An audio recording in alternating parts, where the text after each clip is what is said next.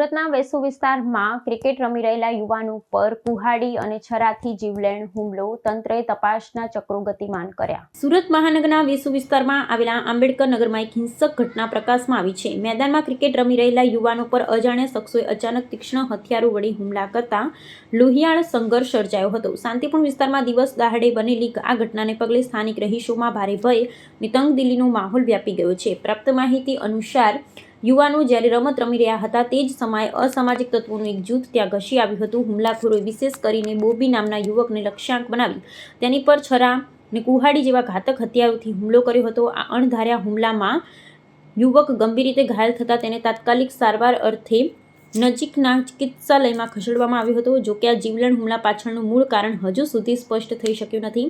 આ ઘાતકી ઘટનાના ઘેરા પ્રત્યાઘાત સ્થાનિક સ્તરે પડ્યા હતા અને લોકોમાં ભારે આક્રોશ ફાટી નીકળ્યો હતો. રોષે ભરાયેલા નાગરિકોએ વેસુ પોલીસ મથકે પહોંચી ઘેરાવ કર્યો હતો અને ગુનેગારોને સત્વરે ઝડપી પાડી કડક શિક્ષાત્મક કાર્યવાહી કરવા ઉગ્ર માંગણી કરી હતી. લોકરોષ અને પરિસ્થિતિની ગંભીરતા પારખીને પોલીસ તંત્રએ અજાણ્યા હુમલાખોરો વિરુદ્ધ કાનૂની રાહે ગુનો નોંધી સઘન તપાસનો ધમધમાટ શરૂ કર્યો છે.